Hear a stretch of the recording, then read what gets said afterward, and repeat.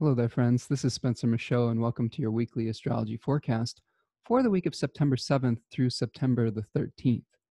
This week, we will see the Sun trine a retrograde Jupiter at 17 degrees of Virgo and Capricorn on Wednesday the 9th. Also on that day, Mars stations retrograde at 28 degrees of Aries through November the 13th of this year, where it will station direct at 15 degrees of Aries. Within that time frame, we will see a square to Saturn on the 29th of September. So the energy that we've been experiencing with the Mars-Saturn square is here for quite some time. So buckle up and get ready to Saturn up a little bit. Thursday the 10th, the moon will be making a last quarter square to the sun from 18 degrees of Gemini to 18 degrees of Virgo. We'll break that down in our weekly forecast here today. And then on Friday the 11th, the sun will be making an opposition to a retrograde Neptune at 19 degrees of Virgo and Pisces respectively, echoing some of the themes that we were talking about at our full moon cycle last week. Mercury will be conjoining the fixed star Diadem at 9 degrees of Libra on Friday as well. Diadem is a fixed star that it speaks about the sacrifice of the hair of the wife of the Egyptian pharaoh for his safe return from battle. So we'll break that down. On Saturday the 12th, Mercury is going to move into the second decan of Libra. We'll talk about the Three of Swords.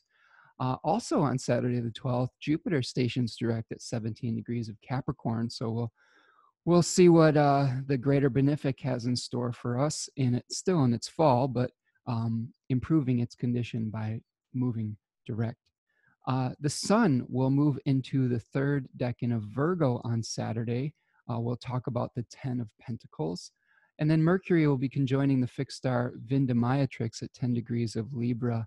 That fixed star was called the Widowmaker or the Grape Gatherer. There are kind of two different viewpoints on it, one being a little bit more negative and another one being slightly more positive. So we'll try to give both sides of the issue in proper Libra form.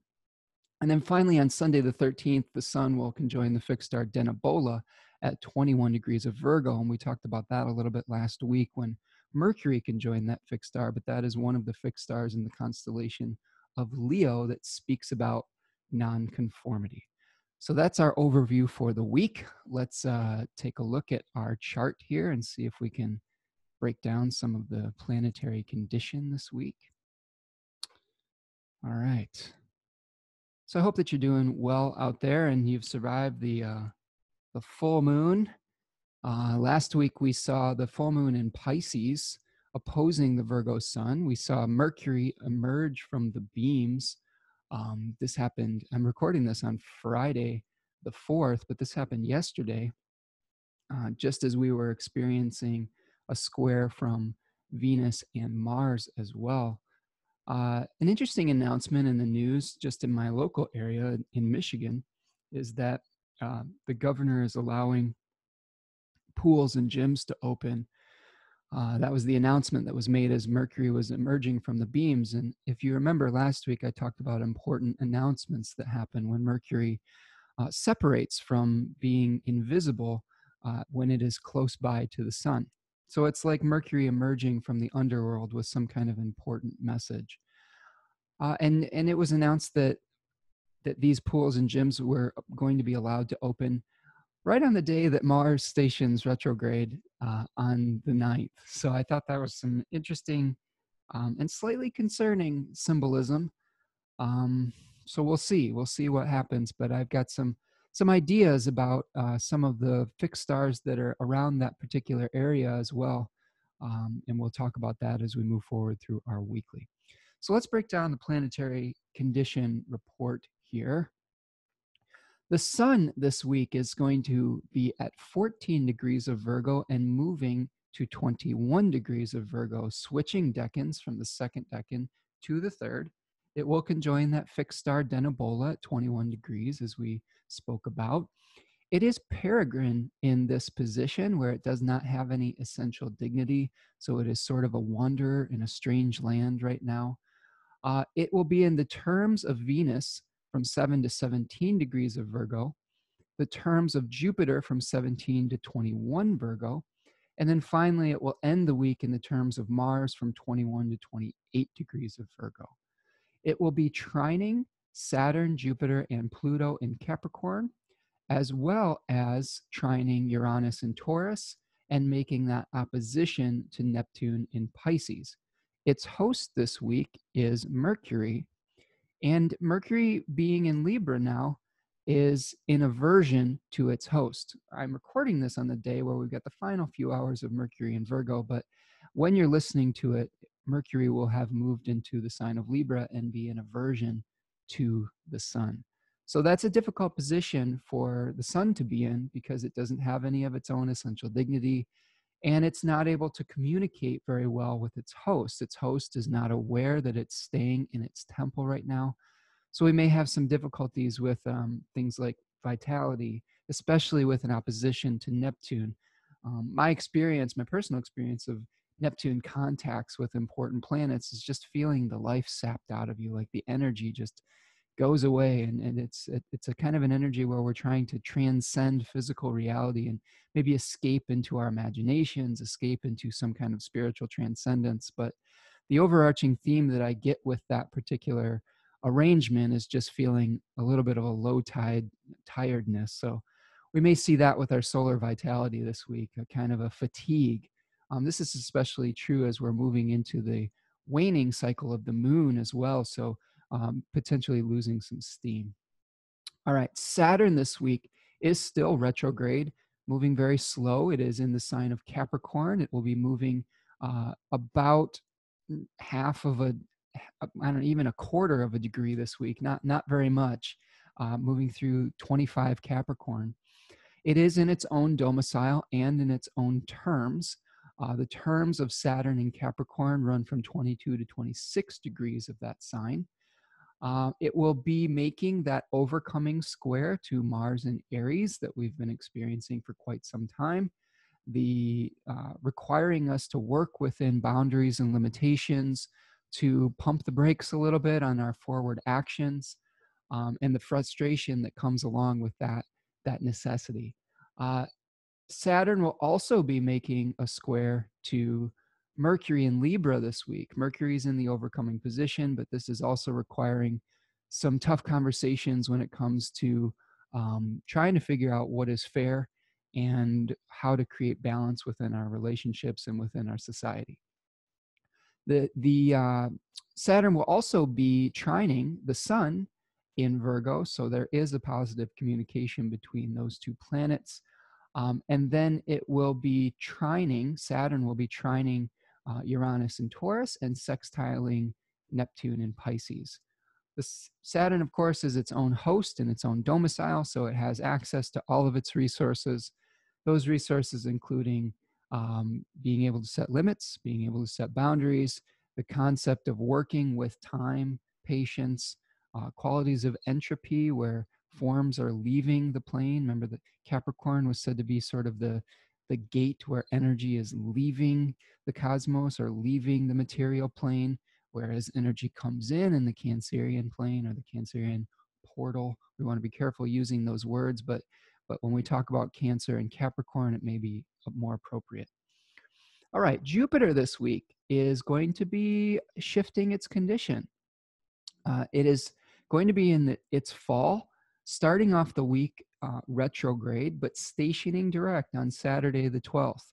So it will be hanging out at that 17th degree, around 17 Capricorn. I guess you might be able to call it the 18th degree, depending on how you want to think about it. But at 17 Capricorn, it will be stationing direct.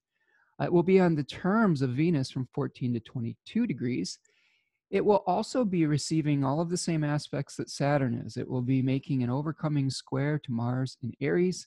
It will be receiving the overcoming square from Mercury in Libra.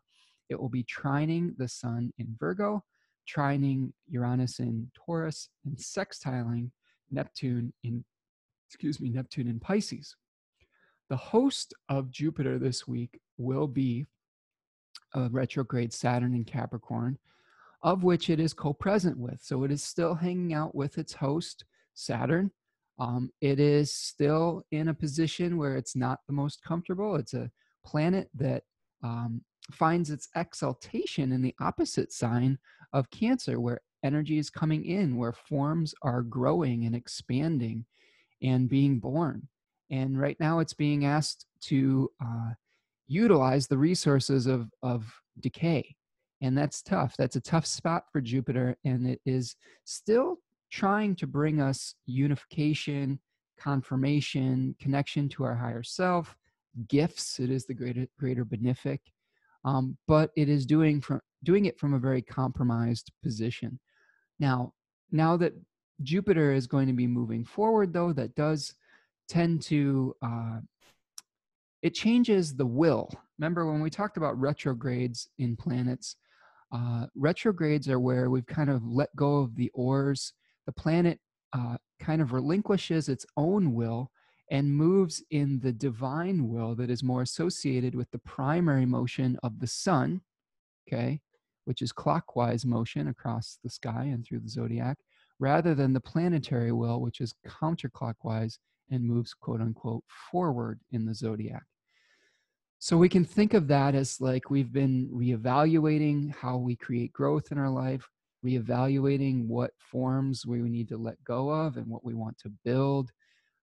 This particular decan of Capricorn spoke about the potential for hubris, about trying to build something like a temple to the divine through material means.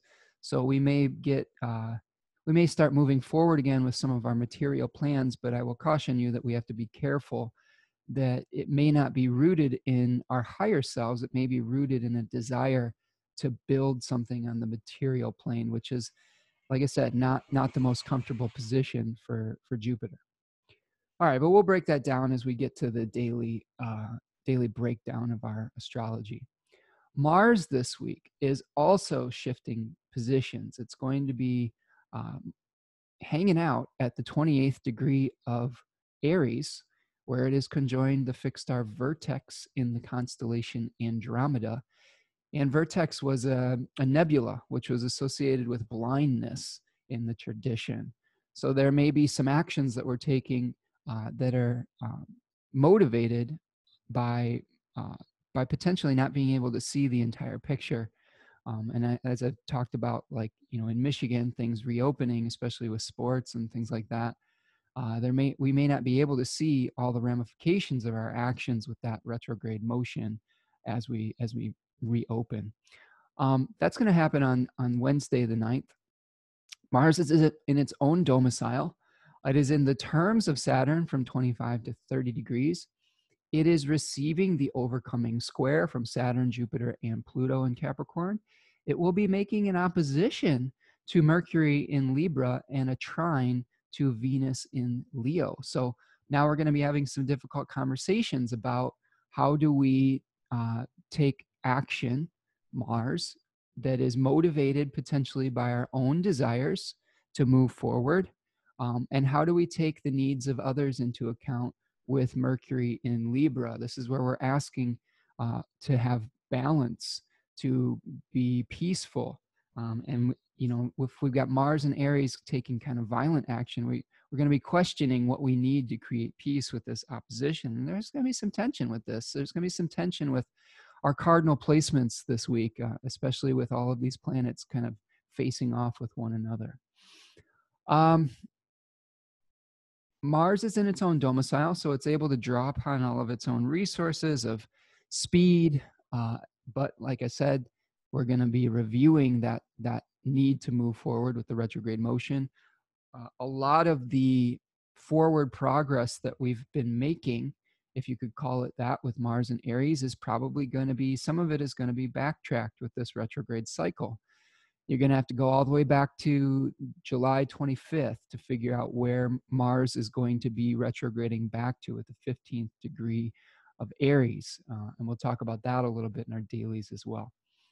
Venus this week is in a new domicile. It will be in the domicile of the sun, moving from 0 to 8 degrees of Leo. It will conjoin the fixed star Acellus Borealis at 7 degrees of Leo, which was the northern ass. That is one of the donkeys that assisted Dionysus across the swamp. It speaks to being able to tame our more raw animal instinctual nature, since the god was riding the animal and was able to like control those impulses. So we'll talk about that in Venus terms this week. Venus will also be on its own terms, or its own bound leader as well. It is moving through the bound or the term of Jupiter from 0 to 6 degrees, and then it'll be on its own terms from 6 to 11 degrees. Very interesting that as it conjoins that fixed star Acellus Borealis, it moves into its own bound, where it is basically able to set the curriculum for Venusian activities. It has control. Venus is empowered to be able to do what it wants to do in those particular degrees.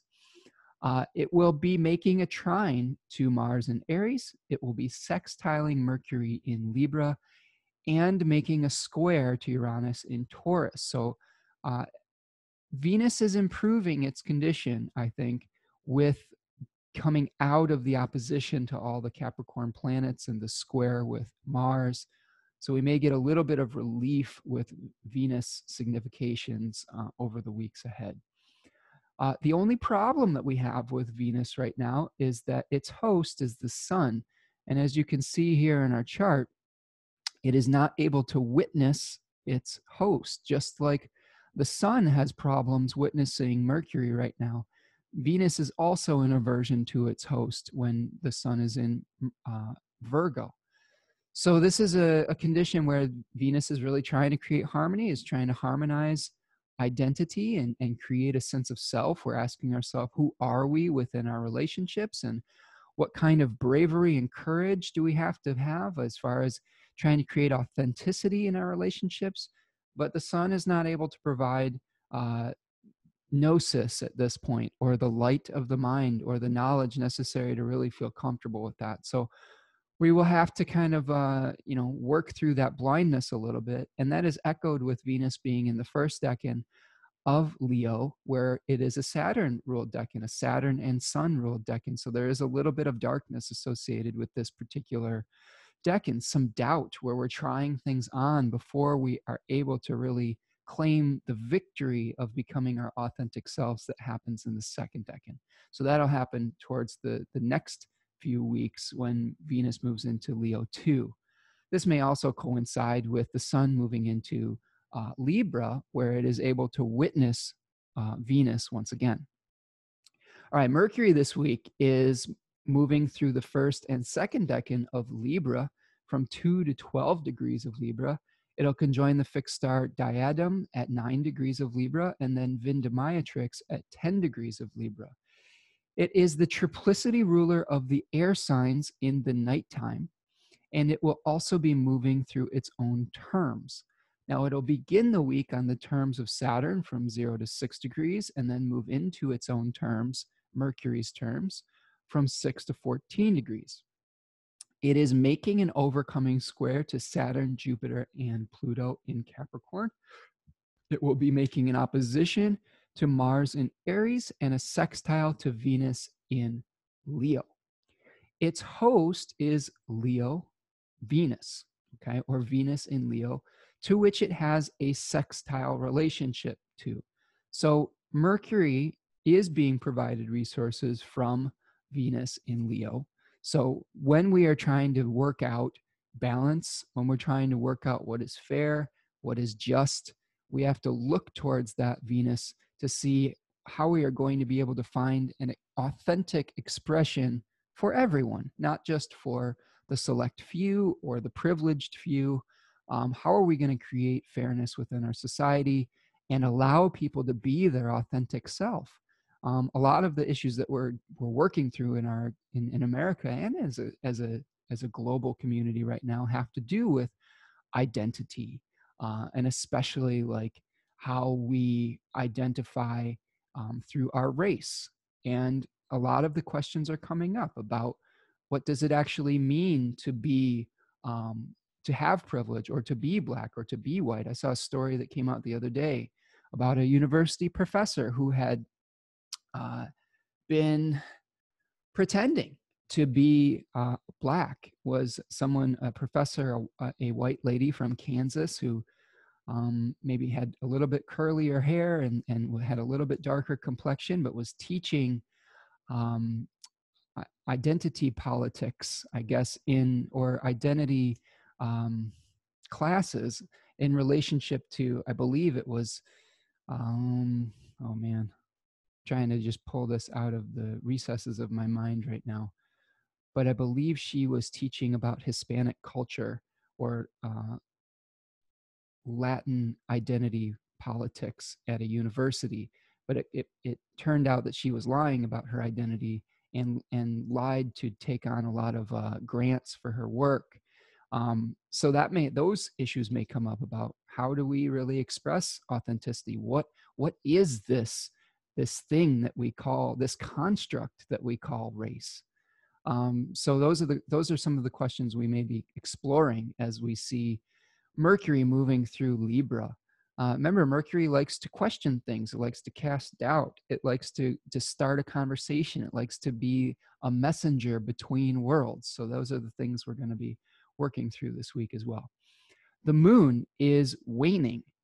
We experienced our full moon, which is the transition from the waxing to the waning phase. And now we will be experiencing at the beginning of this week the disseminating phase, where we're able to use the realizations that came to light at the full moon and distribute them. We'll be able to eat the fruit off the vine, so to speak. And then we'll be moving towards the last quarter phase, which is basically like an existential crisis at the square, where we have some sort of conflict in our minds about how do we leave this previous lunar cycle behind and begin to prepare ourselves for the next lunar cycle that we will have in the week ahead again. The moon will be starting off in Taurus, where it has dignity by exaltation, triplicity at night, and dignity by face in the second decan of Taurus. It will then be peregrine in the sign of Gemini, and then gain rulership by domicile and face in the third decan of Cancer. It will be the domicile ruler of the entire sign of Cancer, but only gain rulership by face in the third decan. And then it'll end the week in peregrine in the sign of Leo. Okay, I think that's what we've got for the planetary condition report. I will move my notes forward and we'll start to talk about our day by day type of thing. Hope that you're all doing well out there, hanging in there. I know we're still going through some challenging times, and I think that what we got to do is kind of take it one day at a time here and kind of be able to breathe our way through it. That's what I'm trying to do, at least. I will say and I want to hear your experience of the full moon and what kind of things came to light for you. I would say my own experience of the full moon was having a lot of Virgo placements in my own chart.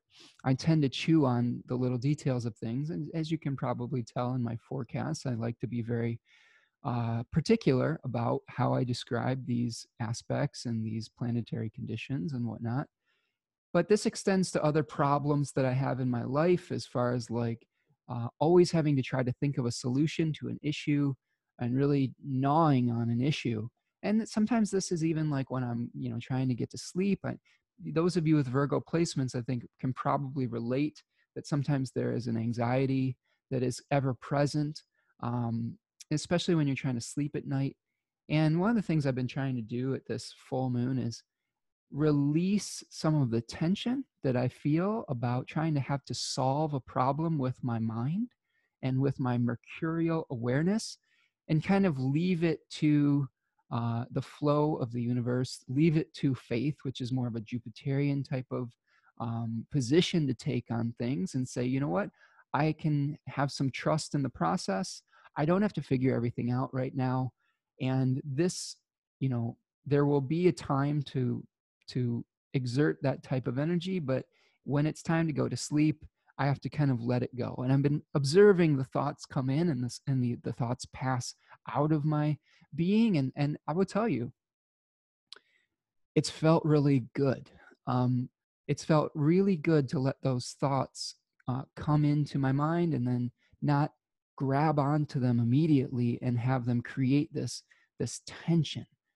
Because I think that we can really exhaust ourselves with that type of energy. I know that it doesn't mean that we're not dealing with things. It doesn't mean that we're ignoring things.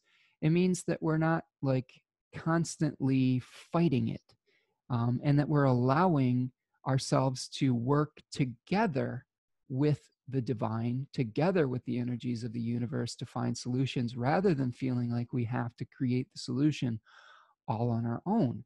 Sometimes the quality of time, when the quality of having more things revealed to us, can create more knowledge and more gnosis and more ability to see exactly what we should be doing.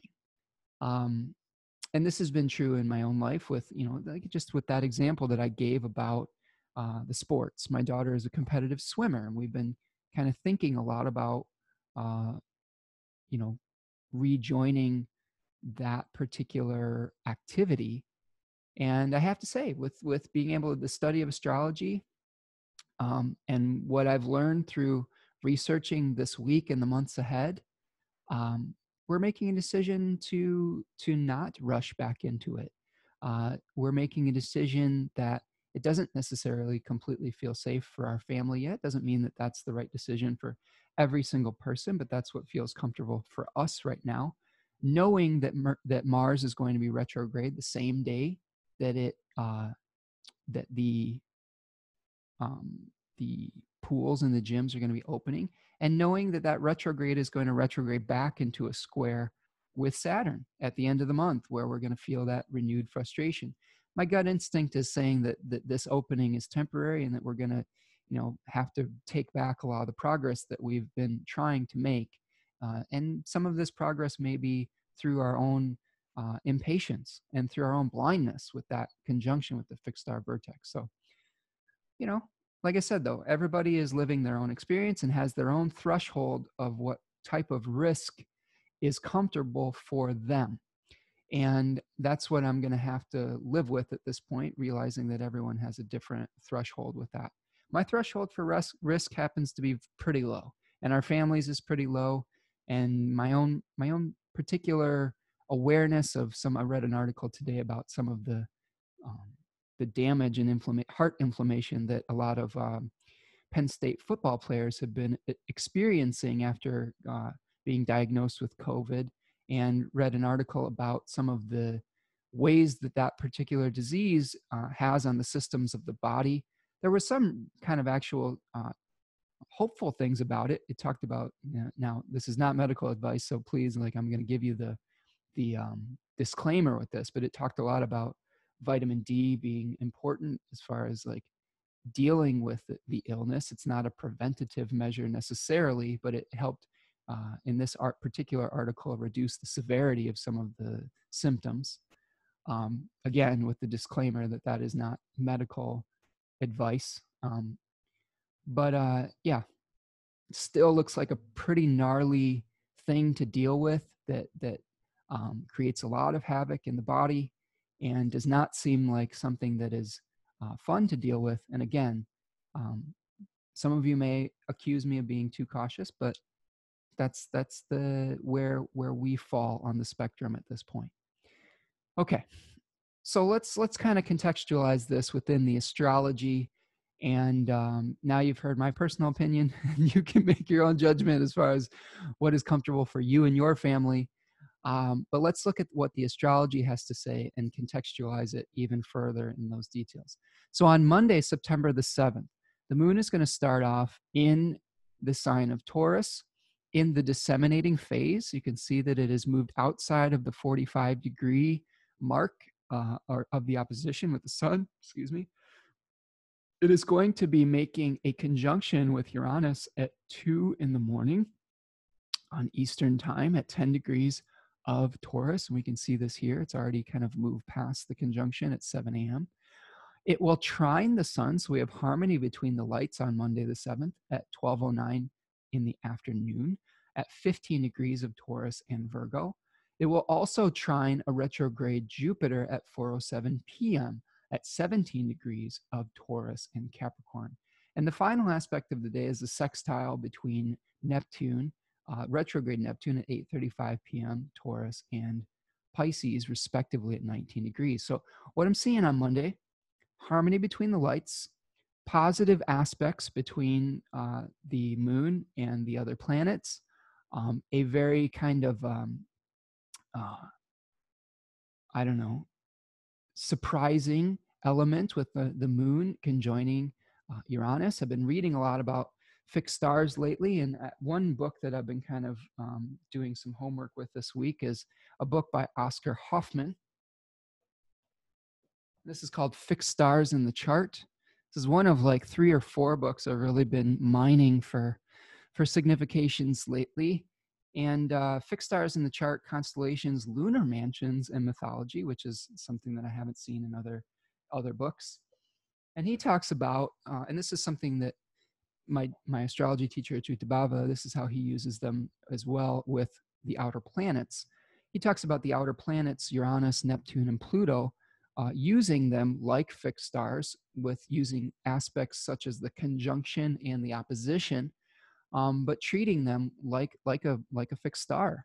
When we see the moon conjoining this fixed star, we're going to see conditions of maybe a shocking type of thing happening, Promethean awareness, where we're shaking up the systems that we're a part of. Remember, Uranus had its the mythology of Uranus is that Saturn castrated Uranus.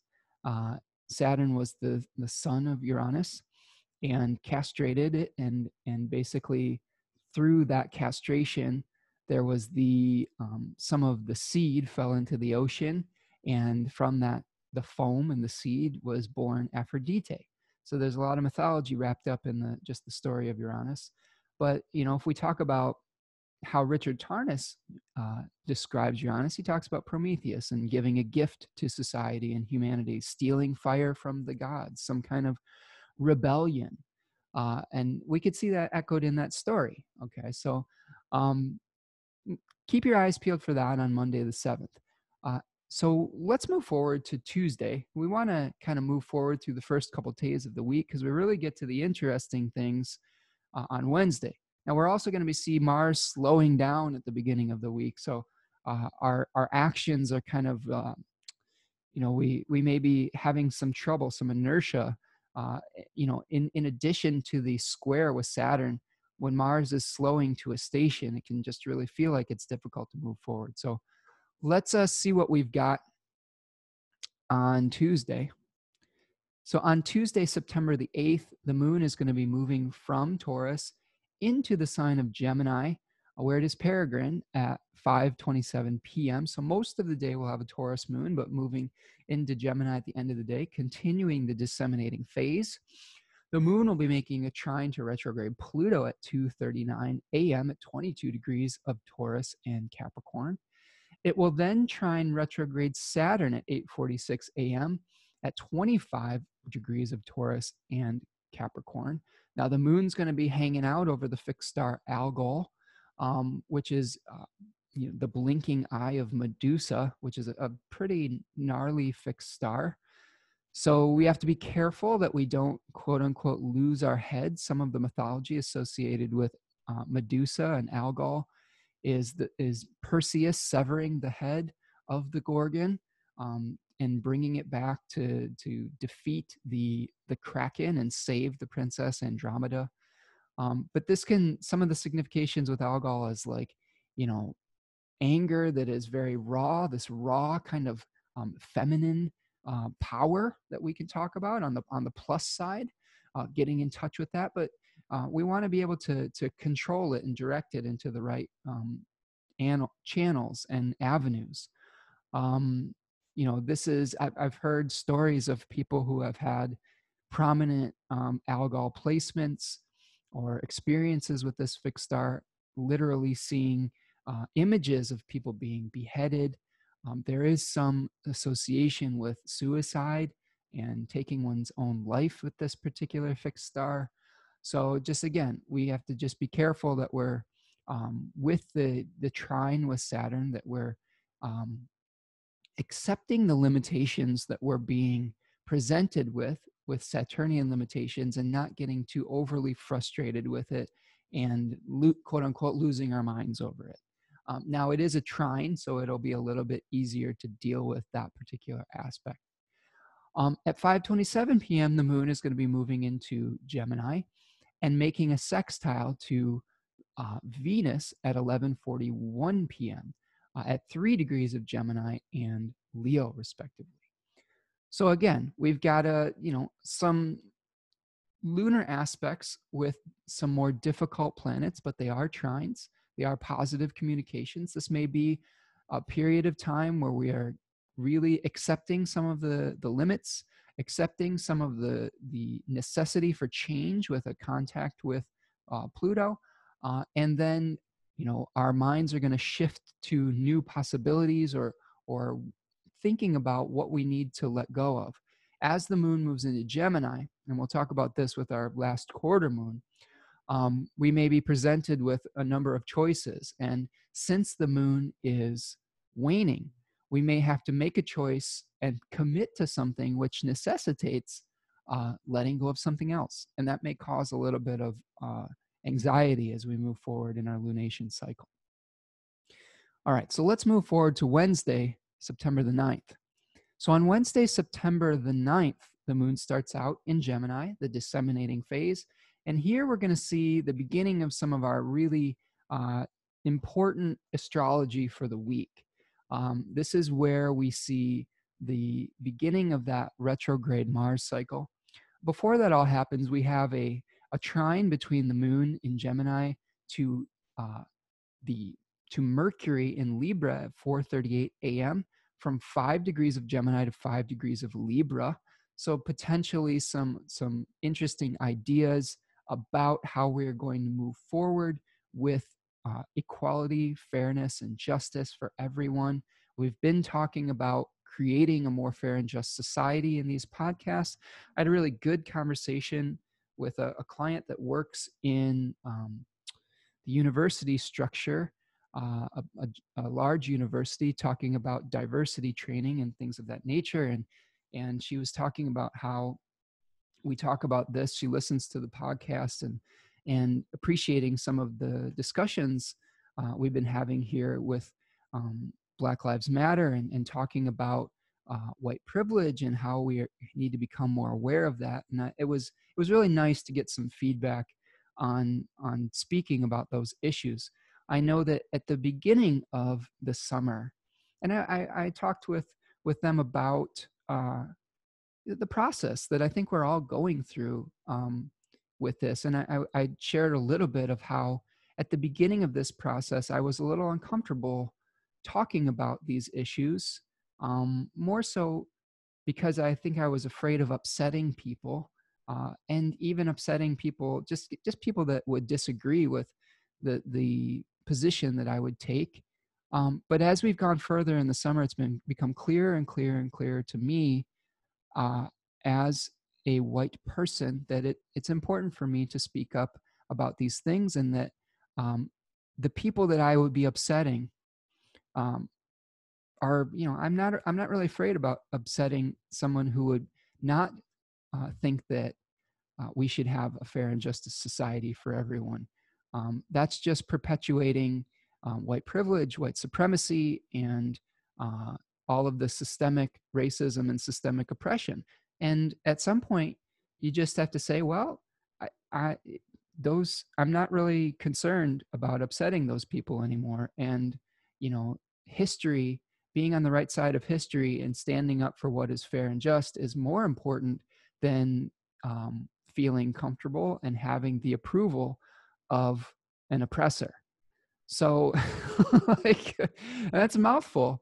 And that's been, like I said, that's been part of my own journey and metamorphosis through this, especially dealing with my own upbringing, which was I don't think was rooted in overt racism, but it definitely had some of the thematic elements of not talking about those things, of maybe having a blind spot when it comes to privilege, and maybe avoiding some of the more difficult conversations of race and equality and things of that nature. And I don't think that that's an uncommon story for white middle class Americans, where they didn't have to think about these things because it wasn't part of their daily experience. And through my conversations with my partner, who is a person of color, that's been opening my eyes to a different experience that people have been living. Doesn't give me authority necessarily on speaking to those issues, but I think what it has done is given me more of a sense of empathy for the daily experience of how people go through their lives, not having the same privilege that I enjoy as a white cisgendered American male. So, you know, and I know that I probably lost some followers because of that, but them's the breaks. Like, hopefully I've gained more respect just from taking a position of authenticity and saying, you know what, this is who I am, and here's where I stand. Sorry if you don't agree. And that's really part of the mission that we've been all trying to go through with this this lunar cycle, with this Leo new moon that we experienced in the third decan of Leo. That third decan of Leo speaks about, it's a Mars ruled decan, and it's about defending who you are, defending your authentic self, severing yourself from those that won't respect who you are as an authentic person. And that can be hard sometimes. That takes a lot of courage. That's where the courage comes in. And that's what we have been going through as a collective, is having the courage to stand up and be yourself, the courage to be, say, Black Lives Matter, the courage to say that everybody deserves equal treatment under the law, equal policing under the law, the courage to stand up if you are a white person and say, you know what, I have been living under privilege, and I have to really examine that privilege and be willing to sacrifice something so that other people can live. This is part of the journey of Castor and Pollux. And this may be something that we're experiencing at this last quarter moon cycle as well, is what can we give up as people living in privilege so that our brothers and sisters can have just the basic necessities of life and of safety, just the basic ability to go about their lives and move freely within a society without fear that they are going to be murdered by people in the system or by people who are living under irrational fear that what they have is going to be taken from them. Now, I want to echo, I want to make another point when I talk about sacrificing privilege. I think it's really important to point out that by sacrificing privilege, that doesn't mean that you are going to be in a position of lack. I think one of the things that I'm observing in our society in America is that we think that if we give people equal treatment under the law, that we are going to be somehow less than. And I don't think that that's true. I think that that's not allowing faith in the universe to provide enough for everyone. And this may be one of the byproducts of Jupiter in Capricorn, where we may be thinking that there is a limited amount of resources to go around. And some of the fear that we're seeing with people in positions of power is that if they give up some of that power and privilege, that they somehow will be switching places with people. I think that that is misguided. I think that the universe has an infinite ability to create and provide. And yes, there are some limits on this material plane, but we have this such gross inequality. We've got, millionaires and billionaires out there that are not even able to spend the money that they have within multiple lifetimes. And we see, people going without and not able to put food on their table. And that to me is, that's something that needs to be changed. And I think will be in the process of change as we see the Jupiter-Saturn conjunction in the air signs moving forward. I'm hopeful that that will be what we see moving forward. So let's talk a little bit more about the astrology on Wednesday the 9th. Yes, we have the trine between the moon and Mercury earlier in the day.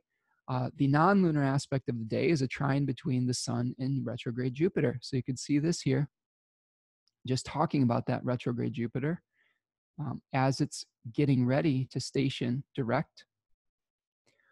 This is where we're going to be having an awareness. The sun brings awareness. The sun brings knowledge. The sun brings a focal point on a particular set of circumstances. And the sun right now in this position is in the second decan of Virgo, where we are, trying to work very hard to encapsulate spirit into matter.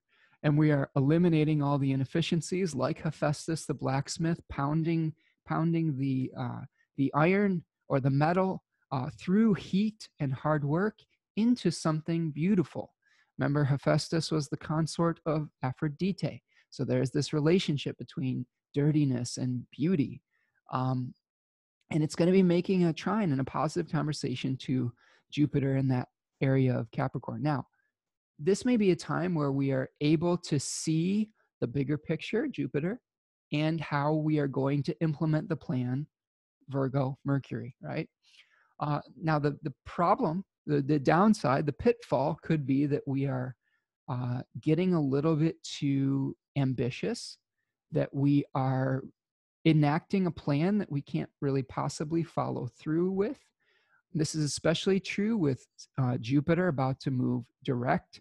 We may be ready to move forward with plans, like ready to reopen, ready to re-engage with society based on material desires, ready to make a new business or something like that. But we've got all these other factors that are telling us that it may still not be the time for ambitious plans. Saturn is in the driver's seat right now and will be for quite some time. Every single question that I ask myself recently is, what would Saturn do? WWSD, right? What is Saturn ultimately asking for? And what Saturn is asking for is thrift, patience, economy, being able to release old patterns and old systems, being able to break down the walls that separate us and build new societal structures. Those are the things that Saturn asks for. And that cannot be done in a day. That cannot be done in a week. That cannot be done in a month. That can be done over time. That's the quality that we're working with right now. Now, this second decan of Capricorn that Jupiter is moving through, Austin Coppock calls it the pyramid, and he speaks a lot about hubris in this particular decan, and the hubris of trying to build a temple to the gods, to divinity, to our divine desires. And if you know the story of the Tower of Babel, there is a big lightning bolt from God that strikes that thing back down to the ground. And basically, the divinity in that story is saying, you cannot reach me through material means. And that's something I really want to have an emphasis on, is whatever projects that you are trying to enact, whatever divine spark that you're trying to reach, it is impossible to reach it through materiality. It is not going to be met solely through expanding your material offerings or your material things that you're trying to build. And that's tough to accept. That's painful. Doesn't mean that we can't ever bring matter or spirit into matter. We can, and we should. But I think that what we're being asked to do is do it from a much more humble, piecemeal type of way right now. We can start building the dream. We don't have to build the entire dream overnight. We can prepare for things. We can prepare by clearing the old narratives and the old decks so that we can have a clear channel to process these new things through. And I really think that's what we are, being asked to do through the end of this year, is clear the decks, we're moving into the fall. We're in the harvest period right now. I want to read you something from Bernadette Brady's book. This is called Bernadette Brady's Book of Fixed Stars. And it talks about the constellation of Virgo, where the sun is hanging out right now.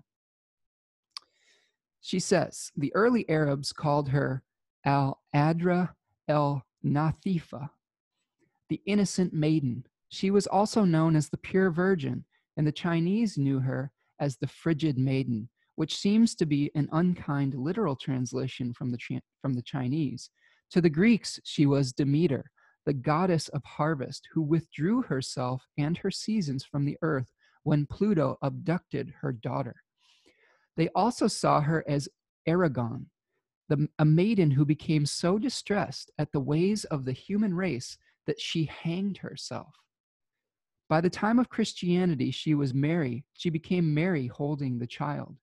Whatever image is chosen from across time and cultures, what is contained in Virgo is the archetype of the harvest-bringing goddess, pure and good, independent of the masculine. She gives the 4 seasons and is the source of the fertile earth. Her emphasis at the time of harvest is linked to her gifts of the harvest and the cycles of the earth rather than the more worldly pursuits of commerce and trade. Her purity was reflected in the concept of virginity. However, the earliest forms of this goddess are not, quote unquote, virginal in the modern sense of the word. The older meaning of the virgin was a woman who owned her own body and was therefore free to love whomever she desired. Virgo is a fruitful, fertile goddess, not a virginal, innocent adolescent. Lots of interesting things to unpack with that. One of the things that I think is important is seeing Virgo as Demeter, right? So we are going to see the sun come into a trine with Pluto, right, on Tuesday, contact with Hades. And, you know, part of the Virgo story is withdrawing fertility from the earth. We're heading into the season where Persephone is going back into the underworld, where she is, you know, she spends half her time above ground. They've made a deal, remember, because of the eating of the pomegranate seeds after Pluto had abducted Persephone, or Hades had abducted the maiden. He tricked her into eating 6 pomegranate seeds, which represent the 6 months of the year that she has to spend with Hades in the underworld. And we're heading into the time of year where Demeter is going to start mourning being separated from her daughter. And that is one of the ways that the ancient Greeks described the fall and the winter, the fertility leaving the earth, okay? Interesting too, talking about Aragon, the maiden who became so distressed at the ways of the human race that she hanged herself. That has some interesting connotations with what we were talking about with Algol, also with the Widowmaker Vindemiatrix, which is part of the constellation Virgo. Both of those. Well, Algol is part of Taurus right now, but also is part of Perseus. Right, it is in the projected ecliptical degree of Taurus, but it has connotations with Virgo. Now, because of precession, Vindemiatrix is now in tropical Libra, but we can draw some significance from that particular fixed star as well. Think about that. Think about that as Virgo significations. You know, how many of you with Virgo placements become disgusted? This is a really important word for Virgo, disgust. Disgusted at humanity sometimes, and disgusted at the imperfection of the systems in the world, but also within your own personal worlds, disgusted at the disorganization in your home and of the habits of the people around you. I for one, definitely feel this. That is one of the things that is powerful in my personal story, with Jupiter, Saturn, and Mars, all in the sign of Virgo in the 2nd house. I become disgusted with capitalism a lot, with how we have to abuse one another to make money, and how unfair and unjust that system seems to me. That quality of disgust, I can feel it in the core of my being. So I think that's a really something to get in touch with is your own inner sense of disgust. But what do you do about it though? How that disgust, we don't just sit with the disgust and complain about everything. We need to purify that disgust. We need to make change and act upon that disgust. The disgust may be the motivating factor, but it is not the end of the story. It is something that is asking us to clean things up, to reorganize, to do the hard work of getting rid of what is no longer bringing us satisfaction. It's opposite Pisces, satisfaction. Okay, so these are some of the things we're working through with that Virgo story. Okay, so that's the Sun Jupiter trine that's happening on that day. Now, the other thing that's really important, that's big time, that we're going to be dealing with, is Mars at 6:32 p.m. I'll show you here on my chart. At 6:32 p.m., Mars is going to be stationing retrograde. So here we see it is in retrograde in motion. I'll go back a few minutes so we can get the exact point in time that it does and see what the sky looks like. Excuse me. On my chart here, you're going to see the numbers in red right here at 6:23 p.m., indicating that that planet is retrograde in this program, Astro Gold. Okay, so this is happening.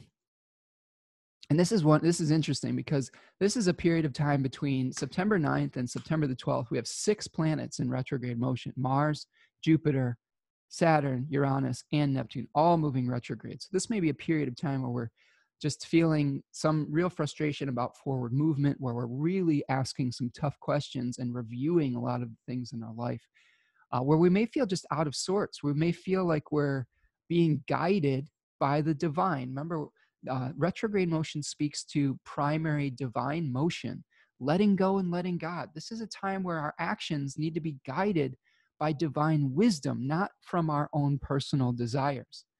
And this, I think, is especially true with the fixed star that this retrogradation happens. Now, I'm going to give you some dates. We're going to look at the constellations associated with those dates as well. 28 degrees Virgo. I'm sorry, 28 degrees Aries. This is going to be moving in retrograde motion until the 13th of November, where it stations direct at 15 degrees of Aries. So again, let's talk about just basic Mars retrograde stuff, and then we'll get into the nitty-gritty of the fixed stars associated with its retrograde cycle and its direct motion. So again, we talk about delays, reversals, a detour, reviewing how we put ourselves out there. This is the 3rd decan of Aries, which is a Venus-ruled decan. Okay, this decan spoke about winning over a hostile crowd, using our charisma to win over somebody to our side. And this potentially may be where we don't necessarily have the ability to do that as effectively, or even the desire to do this. You know, this may be where all of our actions may be creating a repelling action.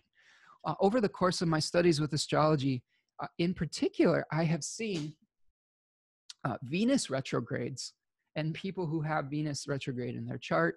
And this isn't true all the time, but this is a pretty common signification. Venus likes to bring things together. It likes to attract things. And people with Venus retrograde and during Venus retrograde times, we tend to repel things.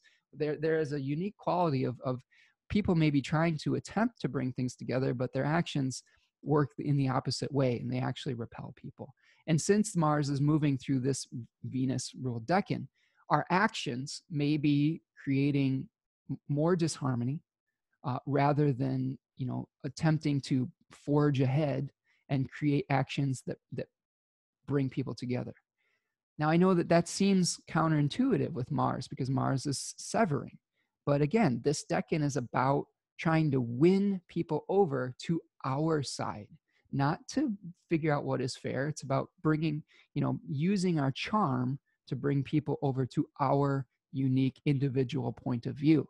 And that is not going to be working as well as it has in the last few months. I don't know how well that's been working in general, especially because of the square with Saturn, but that's what we're going to be seeing moving backwards. A lot of the progress that we may have been making as a society as far as winning people over, we're going to backtrack. This may be where your anger is just bubbling over, and you're not going to win friends like that. So like that is how we're going to have to deal with this energy. It increases the likelihood of repelling frustrated action, especially with the square to Saturn that is going to be exact on the 29th of September. Again, we talk about this with primary motion, divine. This is a divine course correction for Mars. This is the planet being subjected to the divine will, not its own will. We're going to look, I want you to look back to the summer of 2018. That was the last Mars retrograde that we experienced. Mars retrogrades roughly once every 2 years or so. And this was a retrograde cycle that happened in the sign of Aquarius, where it retrograded briefly back into Capricorn towards the end of the summer. That was from June 27th to August the 28th of 2018. So take some time, think about what was going on, maybe the frustration that you felt and how you dealt with the problem that you were dealing with in the Aquarius area of your chart. Now this will be different.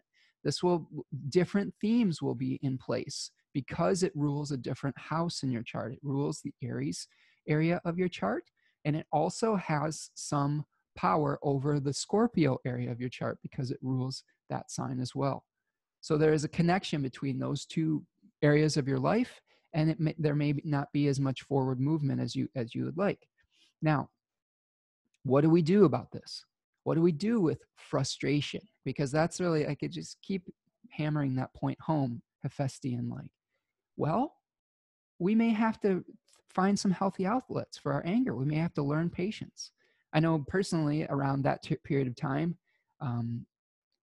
another astrologer, Adam Summer, I think he does some herbalist stuff. He was recommending the herb ashwagandha, which was good for ashwagandha powder or whatever to create relaxation and to tame some of that Mars energy. Now, again, I'm not a doctor or a trained professional herbalist, so take that advice with a grain of salt for liability reasons. But I do use that powder in a shake that I make every morning, and it does tend to, I would say, it has been helpful. Yeah, so we may be seeing blockages during this time from authority figures, Saturnian authority figures, where our actions are running headlong into the Saturnian brick wall. We're getting a collective no to the things that we were trying to move forward. This period of time may be important for strengthening your defenses rather than going on the offensive. A retrograde Mars may be talking about defending the progress that we've already made versus, moving forward and trying to gain more ground. Okay, so this may be an attack on the progress that has already been made.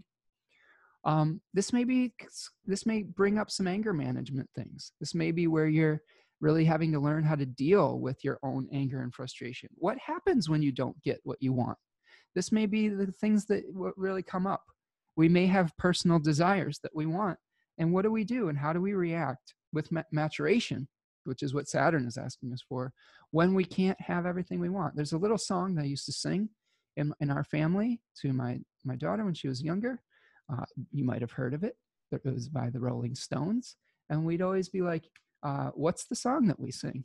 And like, I had her trained so well by the end of this that she would be like, begrudgingly under her breath, you can't always get what you want. You can't always get what you want. But if you try sometimes, you just might find you get what you need. That's really, I think that's the theme song for this period of time. We can't always get what we want. But if we follow Saturn's rules and work within its limitations, we might actually get what we need. It's not going to be easy. It's not going to be fun. But that's the quality of the time that we're working within. All right, a couple more things about this Saturn retrograde cycle. Saturn is going to start retrograding on the fixed star VERTEX. Now I'm going to go over to my chart, my star chart. I'm going to show you what we're dealing with here. And this move forward to the 9th. And we're going to see the fixed star VERTEX is part of the constellation Andromeda. Now, let's see if we can find Andromeda here. Andromeda, oops, we're going all topsy-turvy. Andromeda is near, Andromeda is near the pole, the North Pole here. So that's why we're having maybe a little trouble finding it. I'm going to move my chart back here so that we can see it. There's Andromeda. So here's Andromeda. We see Mars is going to be hanging out. Okay, where is Mars? Got to find Mars. Thank you for bearing with me. Here is, I believe this is Mars. There's Mars, okay? The red planet. And it's going to be starting to retrograde right around this area of the zodiac, which is related to Andromeda. Okay, here we see Alpheretz, which is an important one in our story because that's where Mars is going to retrograde back to at about 14 or 15 degrees of Aries. And we've got, let's see, around this area that Mars is going to retrograde, we have a nebula, the Andromeda Nebula. And nebulas in traditional astrology were associated with blindness that I've found from my research. So VERTEX, the authors that I've been reading, Bernadette Brady, Oscar Hoffman, Elizabeth Hazel, have talked about these nebulas and this blindness allowing Andromeda, the damsel in distress, to be swallowed up and become a victim of the sea monster. Okay, you can see she's chained up here and she's awaiting. I mean, the story of Andromeda was basically there was hubris involved, as there often is in Greek mythology. Her parents compared her beauty, I think, to Athena or Aphrodite. I think it was Athena. And this pissed off one of the goddesses. And because you don't insult a goddess, they chained Andromeda to a rock, and she demanded that she be sacrificed to the sea monster, the Kraken. And of course, if you've seen Clash of the Titans, the hero Perseus, which we can see here, had to go on a quest and sever the head of Medusa, that's right here, to be able to turn the sea monster to stone and free Andromeda. Okay, so we have this damsel in distress, Perseus coming to rescue her. You know, Algol is part of this story here too, with being a fixed star right there's Algol in the head of Medusa. We also, if you look down here, this is kind of interesting too. We have Pegasus, who was the horse that Perseus rode in on, right here, as being sharing fixed stars with Andromeda. So this fixed star Alpheretz, right here, was not only a fixed star in Andromeda, but it was the navel of Pegasus as well. So that fixed star talks about speed and forward movement and freedom. So we may be taking action in our blindness, like reopening gyms and pools when our COVID numbers are, not really doing much better, and trying to rush action, probably due to, I would say, our governor's been under a lot of pressure from people here in our state, from people who want to open things up, from people who want to do sports, and that's their desire. That's their Martial Aries type desire. They want to compete. They want to fight, but we're going to be seeing, my professional astrologer opinion, looking at these symbols, is that action is being taken in blindness due to that conjunction with Vertex. It may allow the sea monster, COVID, to come and gain power and swallow the damsel without Perseus being able to rescue her. And that's concerning to me. That is something that gives me a great pause about rejoining that or moving forward with our martial desires right now. The other thing that this fixed star talked about is eye issues, so eye injuries. So be very, very careful with anything sharp, anything martial, like knives, anything when you're cooking. There is potential to injure the eyes for some reason. That was one of the significations, the practical significations of this symbolism also. So wear your protective eye gear if you're doing any projects like, that involved cutting implements or sparks or things like that. Like, just make sure you're taking your safety precautions. That could be another way to deal with this Mars retrograde, is to really double down on safety measures. Now, Mars is going to retrograde. Now you can see Mars. Let's look at it, because we can literally see it move backwards. So we can see Mars is moving forward here, but as we see Mars moving, we'll start to move backwards. See that? Mars is moving backwards. We can literally see it in the sky on the ecliptic here. Got Mars right there. As we move forward, it's moving backwards in the ecliptic.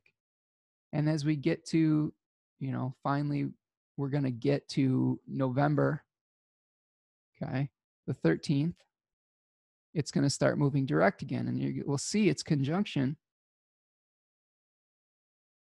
near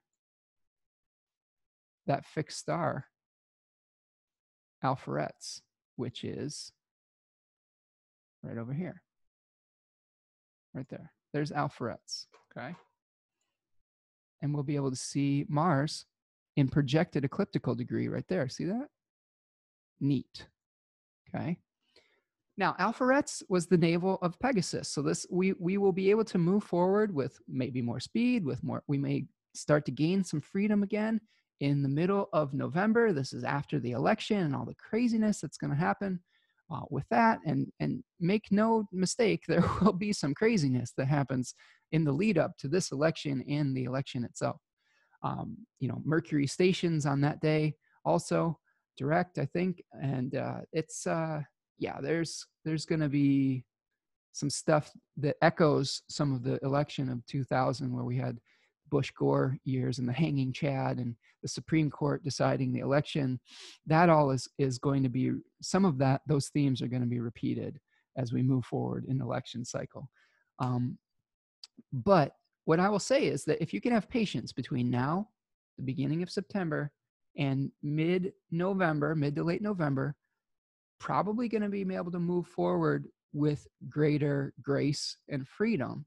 And that will lead us into that Jupiter-Saturn conjunction as Jupiter improves its condition, leaves Capricorn, and moves still into a Saturnian sign, but it's not in its fall. It's still not going to be in the greatest shape, but it's going to be in much better shape than it is now. So that big project that you're thinking of, this is the time to just review everything and say, what are my motivations? What do I really want to get out of this? How can I revamp my systems so that when I do make that big change around the winter solstice, that those systems are going to be sustainable, that we're not going to be just backtracking and having to redo everything again. So this is a great time just to review, redo, and be patient and get ready for that big flowering that's going to be happening towards the end of the year. Now, it doesn't mean that everything's going back to normal at the end of the year. I think we do have some more time that we're going to be dealing with things. Again, like the folks on the Astrology podcast, Austin Kepik and Chris Brennan and Kelly Surtees describe it more as like a slow, dull ache of a pain rather than an acute one. And maybe that happens because we have maybe a new president. Maybe for those of you like Biden, like maybe he's not perfect, right? Maybe he gets elected president and the slow burn of holding him accountable to these greater systemic changes is the next work that needs to happen, right? But we get rid of the acute pain that would be Donald Trump actively trying to dismantle democracy and create an authoritarian regime. So, yeah. All right. So again, on the 13th, we're going to see Mars turn direct. Now, if we think about where Mars was at 15 degrees of Aries in the summertime, this happened in July of 2020, what we were seeing, because we're going to see this again. We're going to see some of these same themes coming back. We saw the Wall of Moms in Portland around this time.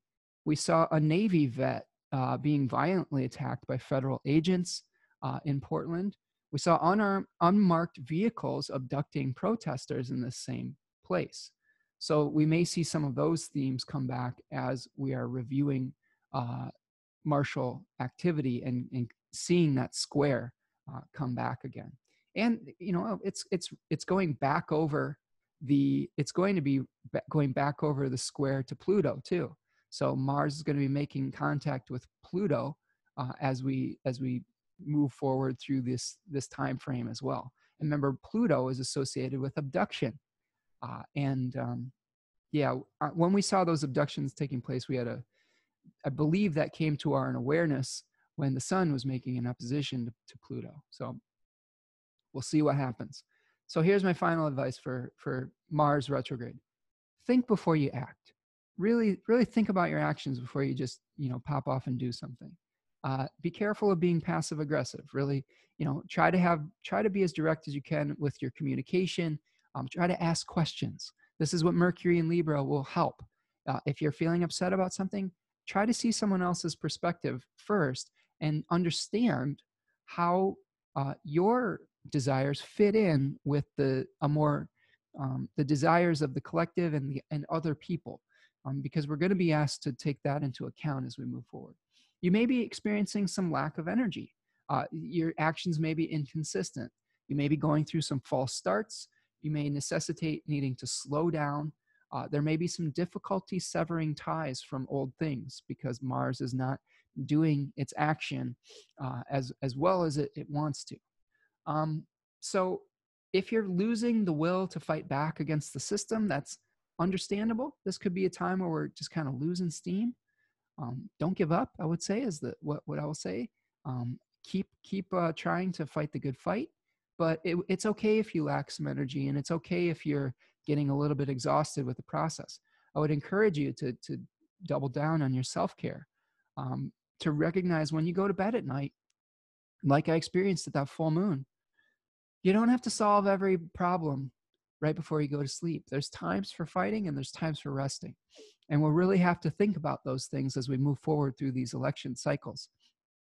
Because I guarantee you that the news, our social media, both of those things are going to be designed to keep you in a state of anxiety, especially in an election cycle, 24/7. There will have to be times where you detach, where you turn it off and you recharge the battery, not to ignore it, but to just give yourself the time to be able to sustain your Saturnian energy over time. Okay? It's about self-preservation at this point. Okay, that's Wednesday, and that's Mars retrograde. Whoo-wee. That should be fun. Let's move forward. Let's move forward to Thursday, September the 10th. So on Thursday, September the 10th, the moon will be in Gemini in its last quarter phase. It will be making its square to the sun, the last quarter moon phase, at 5:25 a.m. at 18 degrees of Gemini and Virgo. And then it will be squaring a retrograde Neptune at 8:16 p.m. at 19 degrees of Gemini and Pisces. Now, last quarter moons speak about existential crises. They are squares, so they are the nature of Mars. You can see here we have this square aspect. It's a disharmony between the lights. It's a disharmony between our will, our divine will, what we desire, and the environment that we find ourselves in. The moon is like the circumstances and the environment. The sun is like that divine soul, what we want, what we are aware of. It's sort of like Mars, but it's more about like commanding the action rather than taking the action itself. So we may be trying to command some kind of detailed work, but the environment is providing too many questions, too many directions we could go. The environment is asking us to make a choice. Now let's look at the cards associated with this particular aspect. So we have the 9 of Pentacles representing the sun in Virgo, and the 9 of Swords representing the moon in the second decan of Gemini. And here you could see a figure that's lying awake at night, having a nightmare, having that anxiety about, what do we do? Oh my God, there's so many things that we have to do. I feel so overwhelmed about how I need to prepare for the pending shortages of fall and winter. Now, I think I talked about this a little bit. I think I touched on this a little when I talked about what to do during that Mars retrograde. How do we solve this existential crisis? Well, first of all, we have to compartmentalize a little bit and deal with only what we can deal with at that period of time. You're not going to solve the crisis of the world, 30 minutes before you have to go to sleep. That's the time for sleeping. That's the time for shutting your brain off, not holding on to those thoughts, letting them pass through and recognizing that they'll still be there the next day. And if you're worried about forgetting an important thing, write something down. I like to journal a lot and get things out of my head. If I'm feeling anxiety and overwhelm from too many things going on in my life, I make a list. And I know that paper is the container for that stuff, and I can deal with one thing at a time rather than trying to hold on to all of those things all at once. This may be difficulty making a choice. We're weighing two different paths that we could take. Too many details to manage, being pulled in multiple directions, contradictory needs, managing duality. This may be where we're, a lot of times where I can think about this, where we're going back to school, where we're trying to do our own jobs as parents. And we've got a lot of us have our kids at home right now. And this may be like a difficult time where we're trying to be domestic parents and be, working professionals from home at the same time. That could be one of the struggles that we're working through. This may be another time to weed out some of the false ideals that we have too. Like Gemini has a desire to pursue many different pathways. We're talking real mercurial paths here. So we may have to let go of some of those imagined paths. Grass isn't always greener on the other side. And this is a time where we may feel some sorrow and some anxiety about choosing one path over the other. But again, and this is something I'll echo from hearing Austin Coppock tell this story, is he has a Gemini moon. And when he was young, he always wanted to do a lot of different things. And it sounded like he had some anxiety over all those different pathways he could pursue. And his mom told him, hey, you know what? You don't have to give up all of those pathways necessarily, but you can't do everything, all at once. You can pick something now, do it to the best of your ability. And if you change your mind later and want to do something else, that's fine. Just because you're abandoning a path right now does not mean you're abandoning that path indefinitely. So that may be a way to bring peace of mind, is that, you have to focus on what's really on your plate and what's really most important right now as we prepare for the transition to the fall and to judgment. That's what happens at Libra season, is judgment. That's the entrance into the underworld. So we're wrapping up all of our material growth from the summer and seeing what stays and what goes as we get ready to make a transition into the underworld and into the dominance of the nighttime over the length of day. Okay, so that's our last quarter moon, and that's what we've got going on Thursday. So just try to relax, recognize that you don't have to do everything all at once. It'll be okay. Deal with what's on your plate in front of you. All right, let's move forward to Friday. On Friday, September the 11th, an infamous anniversary in the United States. This will be how many years? 19 years since 9/11, 2001, the Twin Towers, all of that. So we will be dealing with some of those themes coming up in our collective and remembrances of that. Is that Veterans Day also? I don't know. I don't know if Veterans Day is tied to that particular date or Memorial Day. No, not Memorial Day. Oh, anyway, I'm not sure if it's tied to a specific Monday in the month or if it's tied to that specific date. Forgive me for my ignorance on that. But on Friday, 9/11, the moon will be moving through Gemini into the sign of Cancer at 4:22 a.m., continuing its last quarter phase. The moon will be sextile the retrograde Mars now at 12:48 a.m. at 28 degrees of Gemini and Aries. It'll then move into Cancer at 4:22 a.m. The moon will then square Mercury at 10:48 p.m. from 9 degrees of Cancer and Libra, respectively. And then it will sextile Uranus at 10 degrees of Cancer and Taurus at 11:57 p.m. Okay. The big non-lunar aspect of the day is an opposition between the Sun and Neptune, retrograde Neptune at 4:25 p.m. from 19 degrees of Virgo and 19 degrees of Pisces. Now, this will echo some of the themes of our full moon because it's in a similar area of the zodiac. The full moon was at 10 degrees of each of those respective signs. So it's not super in the exact same area, but it's in the same decan. So those themes will still be prevalent. And some of those themes are reality versus the vision. What is real versus what do we wish was real? Maybe having a lack of purpose or direction since the Sun is coming in contact with Neptune. Neptune is a dissolver. Neptune is a confuser. Neptune is the illusion maker. This may be where we have some self-deception about what we're trying to work through. And, this is also going to be, there was a T-square the day before between the moon, the Sun, and Neptune. So again, part of the challenge that we're experiencing through this last quarter phase is we may have some unrealistic expectations about where we're going and what is the reality of our situation. And I could see this, and keep coming back to COVID and society opening up and things like that. We may have some unrealistic expectations and some illusions about how what the reality of the situation really is. I'm seeing more information about that we're just kind of at a standstill. Haven't really been improving, and some places are getting worse, some places are slightly improving, but it's kind of like a standstill as far as where we're at. And to be honest with you, it's still very difficult to get clear information. We have an active disinformation campaign going on with our government. We have a lot of mistrust of the media from multiple angles.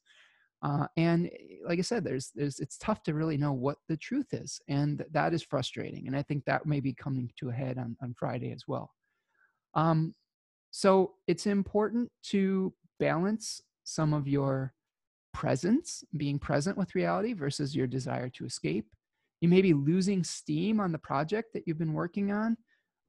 Again, every time I've had a close contact in my own natal chart with Neptune, I just feel a lack of energy. I feel like, I just want to read a book or watch a movie or zone out and escape reality. And that may be what is really prevalent on this day is we just feel pooped out. We've dealt with reality. We've been working so hard on our Hephaestian tasks and trying to smith these great divine works.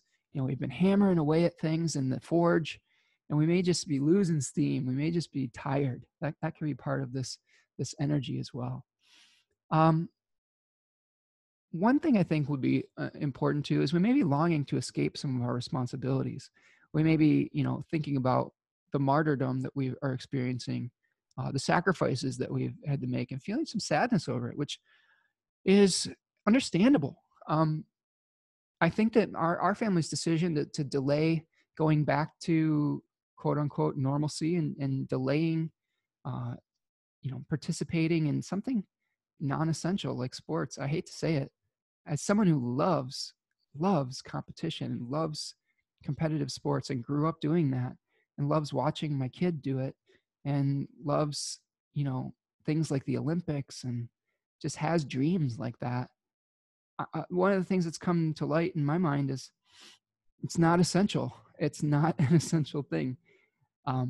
Putting our family and my child at risk of having long-term health challenges for a temporary competitive season, it's not worth it. And I'm sad. That makes me really, really sad for the time that she has missed out on and the time that we've missed out on as a family. I found a lot of joy in that process and in the improvement and seeing the discipline that takes place. And again, sports isn't done forever. At least I hope it's not. And we've had to adjust. We've been working out at home. We've been measuring things by doing our exercises at home and doing some runs and just maintaining only contact with our family unit. We've just had to make some adjustments. We're still exercising, still getting the health concerns in. I mean, that's really I've realized that's what is essential, the being able to have good mental and physical health. But the actual competitive aspects of it, it's not essential. And there's sadness with that. And I think that may be hitting us hard a little bit around this Sun-Neptune opposition, is mourning the loss of some of those, I guess, institutions that brought us a lot of joy. I know personally, professional sports in particular brought me a lot of joy, but a lot of it was escapism. I work very hard at my job and the details of my job, but I spent a lot of time watching professional sports. And I've actually become 1,000 times more productive since some of those sports have taken a break, like I will admit. And since we've also taken a break from teenage adolescent sports, I personally have become more productive as well with my own work and my daughter with her schoolwork. So there are silver linings. Now let's talk about the fixed star DIADEM, DIADEM, at 9 degrees of Libra, because this is part of our story here about sacrifice. And this may help us think about what we're doing here. I'm going to go to our chart. You can see that Mercury is roughly at about 9 degrees Libra. Okay, right here. It's going to happen, right around the middle of the day. And we did see the moon making a square to this position of Mercury at about 10:48 p.m. Now, the moon is going to be at the fixed star Alhina, which is the heel of Pollux, which is an announcement, like some kind of announcement, some kind of marching for a particular cause. Okay, so we've got the moon moving over Mirzum, the announcer, and then the proudly marching one, Alhina. So we may have some announcement that causes us to make a sacrifice. And that sacrifice we're going to describe through DIADEM here. So we're going back to our chart. We're going to go back to September, and we're going to see September the 11th, themes of sacrifice. Okay. And we're going to look for Mercury. I've got to move my time frame here a little bit so we can see where we're at. Sorry. Okay. So here we see the sun at the tail end of the constellation Leo, but in the tropical zodiac sign of Virgo. Here, this giant constellation is Virgo, but we're going to see tropical Libra as being the point of the ecliptic that we're working with here. Now, DIADEM is, let's see if we can find it. Here we've got VINDEMIATRIX that we'll talk about in a second. Here's Mercury, and here is, where is it? That's Spica. There's Javi. It's in the wing, I think. Well, no, sorry. I'm skipping ahead. I'm skipping ahead to VINDEMIATRIX. DIADEM is right here. There it is, sorry. DIADEM is in the constellation COMA Berenices. Now, this is very close to Virgo, shares some part of the story, but this is about sacrifice. This is the woman's crown, or it was hair, a crown being a crown of hair. And back in the ancient times, a woman's hair was very important. I guess it may still be, but it's taken on a slightly less importance. But if you were bald, that was a great disgrace in ancient times. And that's not so much now. Now it's kind of fashionable and trendy and looks pretty cool. But the story goes is that Berenice was the wife of Ptolemy III, who was an Egyptian pharaoh. And he went off to war. And Berenice was wanting to ensure his safe return from battle. And she went to pray at the temple of, I guess, Aphrodite here. And she sacrificed her hair to Aphrodite for the safe return of her husband from war. Okay, so here we have this sacrifice of the hair. So we have a willing sacrifice for the family. Okay, so we have themes of giving up privilege, of familial devotion, questioning what we need to give up. The needs of the many outweigh the needs of the one. Sacrifice for the family, fidelity to a cause. And as I was talking about in my personal life, sacrificing, a sports season, potentially with some, having to have a feeling of FOMO or missing out, but for a greater good, for a greater cause, for the safety of the entire family, for the long-term health of each of us as individuals. All right. And again, we're going to see that square with the moon at 9 degrees of Cancer happening during the day as well. So this Sun Neptune opposition is contextualized with Mercury making us question sacrifice. And what do we really need to give up? What do we need to sacrifice? Without becoming a martyr to the cause too. We don't want to take it too far where we're martyring ourselves and unnecessarily sacrificing. So there are going to be conversations about this and about the themes associated with all this as we move forward through Friday, 9/11. And on a global level, or on a country or national level, we may be talking about the sacrifice that was made by the people in 9/11 and about our military and things of that nature. I know in the recent news cycle, Donald Trump came out and was talking about, there was an article in the Atlantic about how Donald Trump did not respect soldiers that had died in battle and thought of them as weak because they were quote unquote losers because they died and didn't win. And that's horrible. That's horrible to think that. It's horrible to say that. And it's not true. It is sometimes the greatest sacrifice someone can make is giving up your life for somebody else. And when you're a selfish narcissist who only cares about winning, it's very hard for you to put yourself in someone else's shoes and understand the ultimate sacrifice, which is giving your life so that others can live. So, those themes are going to be coming up on Friday, the 11th.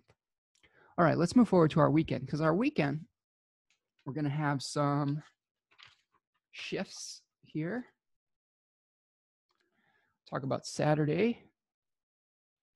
I'm going to move back to the chart, and I'm going to move forward to Saturday, September the 12th.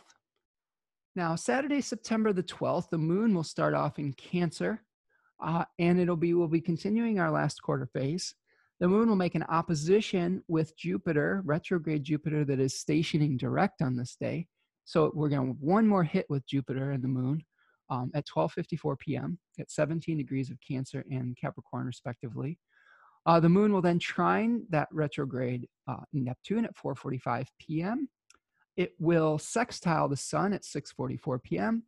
And at 20 degrees of Cancer and Virgo, the moon will be conjoining the fixed star Castor. The sun will be fairly close to the fixed star DENEBOLA. So, we're thinking about duality again with those themes, and about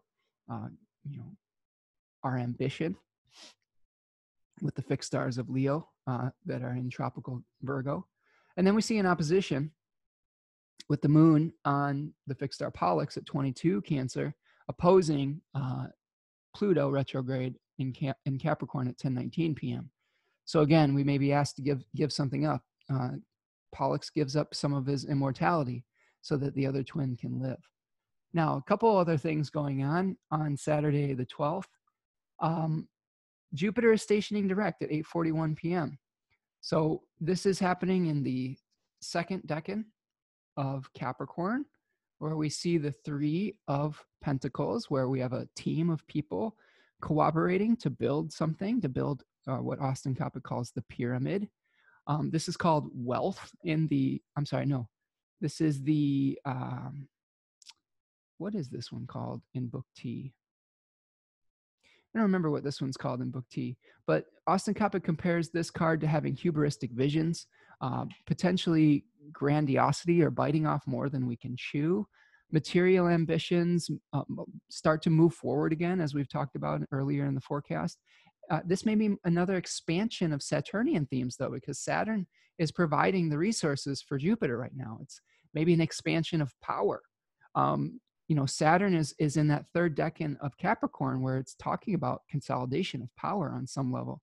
So with Jupiter moving forward again, we may see an expansion of a doubling down on the powers that be, trying to assert their authority. So we may be asked to grow again, but within limitations. And this is, you know, going to be after the review of what we actually have as resources. So be careful of unrealistic expectations.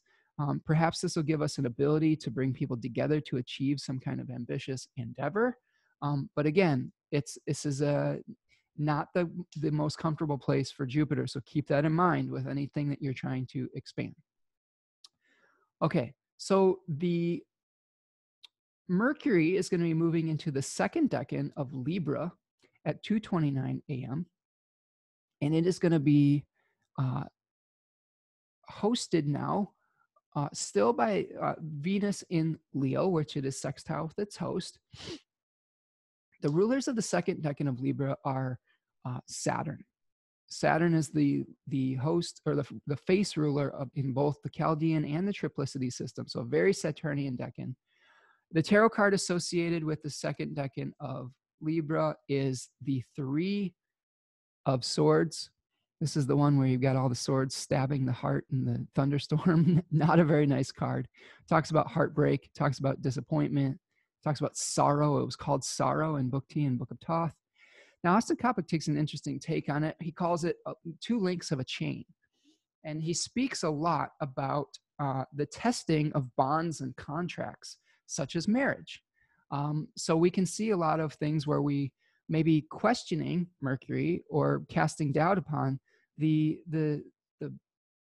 commitments that we've made in our lives. Maybe negotiating the terms of a deal, or renegotiating, or questioning it, or destabilizing our understanding, communicating all of the agreements that we've made that are binding. Saturn is a planet that binds us to responsibilities. So in this decan, Mercury is questioning what we've bound ourselves to, and either reaffirming the contracts, or saying, you know what, that's not what I want. That's not what I want to be bound to. So we may weigh both sides, the pros and cons of that Saturnian binding energy. It also speaks of the pain of betrayal and the consequences that happen. This is the area of the zodiac that's associated with the judgment of Ma'at in the underworld. So this may be the point in time where we are being judged. Like if we have a betrayal in our life, that we will face consequences. And in the underworld, you face the consequences, you know, and you face the punishments, you know, of the divine for the actions that you took. So we may be discussing obligations. We may be opening channels of communication or discussion, weighing both sides of our commitment. What else? The fixed stars in this particular decan, we have Vindemiatrix, the Widowmaker, at 10 degrees of Libra. And at 13 degrees of Libra, we have the fixed star Algorab, which is part of the constellation Corvus, the Crow. So here's what I think about that. And we'll talk about Mercury being on Vindemiatrix first. So today, on Saturday the 12th, Mercury is conjoining that fixed star. And we'll go back to our star chart. So here we have Vindemiatrix right here, okay? In the constellation of Virgo. Here's Corvus the Crow. I'll zoom out a little bit. And we see Mercury. Mercury's hanging out around here somewhere. There it is. There's Mercury conjoining that fixed star. And you can see we're bringing Corvus into it, okay? There's Algorab right there, okay, at 13. Now, Vindemiatrix has some interesting symbolism. It's in the constellation of Virgo, so we're going to talk about that Virgo story that we talked about earlier in the week that Brady broke down for us. Maybe the disgust with society, you know, the need to purify something, the need to separate the wheat from the chaff, figuring out what stays and what goes. This particular fixed star, there is a contrary opinion between Vivian Robeson and some of the tradition and the horary tradition and Bernadette Brady and other traditional sources. Now, Robeson is not very fond of this fixed star, Vindemiatrix, who calls it the widowmaker. It is a star of divorce in horary. You see this in a horary chart, you're like, oh boy, the relationship may not last, or this is going to be a difficult point. This is also a position that is a fixed star that is called the grape gatherer in the ancient Greek tradition. And this is associated, Brady associates this with the story of Amphelos, who was a young gentleman who was a consort of Dionysus. I believe back in the day, in the Greek society, there was some of the gods practiced homosexuality, and then they had young boys as their consorts, and this was one of the consorts of Dionysus that Dionysus was very fond of. And Amphelos climbed a vine, and a grapevine, one of Dionysus's grapevines, and fell and broke his neck, which speaks to the kind of a sorcerer's apprentice type of energy. This is one of the things that Oscar Hoffman talks about too, sorcerer's apprentice energy, where we may be overestimating our power. We may be trying to collect something, but before it is ripened, before it is ready to be collected. And we have to kind of, think about what we are trying to gather. Now, Brady's interpretation speaks about collecting data, collecting information for Vindemiatrix, and really leans into the collecting aspect of it. So there's kind of three different stories, three different opinions with that particular fixed star. So tell me what your experience is like when you experience Mercury on this fixed star, and how that story and that mythology is going to play out for you. Yeah, so moving forward, the Widowmaker. That's ominous, isn't it? That's not a nice one. Although I have seen this, I have seen this play out in horary and in progressed charts. Another way you can work with fixed stars is to not just have them be present in your birth chart, but to look at where the planets are by secondary progressions or by solar return charts, because those planets on those prominent fixed stars will be themes for either what's going on in the background of your life with the secondary progression, or with the year of your life with the solar return.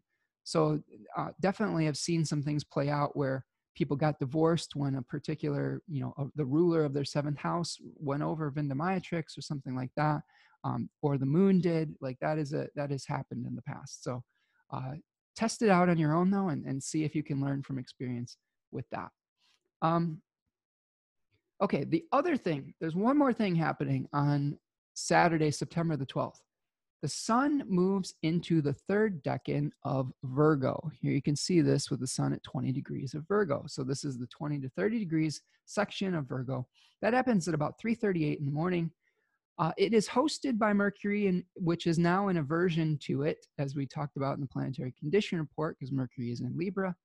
The tarot card associated with this decan, and we've broken this down last week with Mercury moving through this area, but we'll do it again here. We've got, the 10 of Pentacles, where we see an old man who is maybe reviewing his life. He's surrounded by wealth. This card was called Wealth.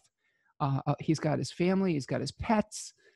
He is maybe preparing to shed that material form, and figuring out what stays and what goes, and the legacy that is going to be passed on to those that remain behind, and the transition from material reality to spiritual reality.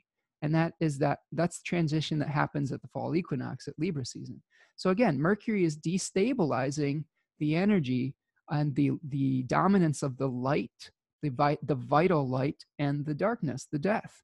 Okay, so Virgo season is a transitionary period. It's kind of saying, okay, what are we going to hang on to, and what are we going to get rid of as we, dial things back for the fall and the winter, and what's going to sustain us through those dark times. That's why there's this energy of we got to do something, we got to prepare, because there's this inevitability in our minds about the winter, and awareness of that impending darkness and that impending death, that impending transition. Okay. Austin Coppock calls this decan the sarcophagus, which is about what are we taking with us in death. What, you know, like the pharaohs that were buried with treasures. The ancient Egyptians believed that those particular items would help the pharaoh in their journey through the afterlife. So this may be, again, what we are taking with us and what we're passing on as a legacy. The fixed stars Denebola and Alkes are part of this decan at 21 and 23 degrees Virgo, respectively. So the sun gives us a gnosis. It shines its light on something. It gives us an awareness of something. So the awareness that we have when the sun is moving through the third decan of Virgo is the passing of time. We will gain vitality through processing and being able to preserve what is sacred, what is eternal, and discard what is spent. And this is kind of the preservation of the eternal soul versus discarding the body that has lived out its time, that has served its purpose, and now is moving on to the next stage of things. So again, everything is subject to the law of entropy on this material plane. And that's the law of time and decay. We can try to preserve some things, and we definitely have to accept that other things are going to be just given over to the ravages of time. And we're going to have awareness of the difference between those two things when the sun moves through the third decan of Virgo. And we need to work with that. We're preparing for that judgment, reviewing our material processes that we initiated over the summer, and reviewing our growth and figuring out what we're going to keep and what we're going to let go of. The sun, according to Schmidt, has the quality of commanding action.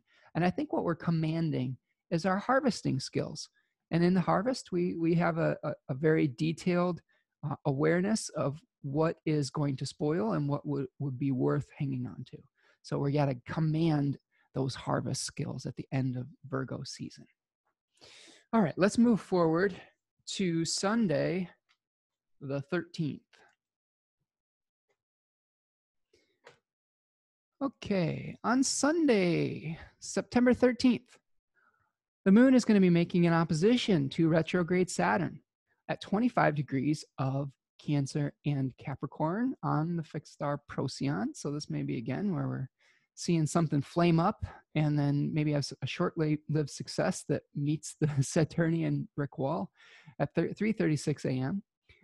And then the moon will make a square to retrograde Mars at 28 Cancer and 28 Virgo at 8:04 a.m. And then the moon will move into Leo at 11:32 a.m. This is continuing this last quarter phase. Two fixed star conjunctions. First of all, the sun will conjoin the fixed star Denebola at 21 degrees of Virgo. And as I showed you last week, so we have the sun conjoining Denebola at 21 Virgo, and then Venus will be conjoining the fixed star Ascellus Borealis, the northern ass, at about 7 to 8 degrees of Leo. So I'll break those two things down in our star chart. Okay, and that will finish up our forecast here. So we are looking at the 13th, and what we see is Denebola. Here's the sun, and here's Denebola. Okay, Denebola is in the tail of the lion. And anytime we have a fixed star, I've been really enjoying Oscar Hoffman's books, and he really emphasizes that fixed stars are all part of the mythology of the particular constellation they're part of. And we really have to think about, you know, the body parts, whether it's a mouth, whether it's a heart, whether it's a paw or a tail. That can give us additional insight into symbolism. Now, this is the tail.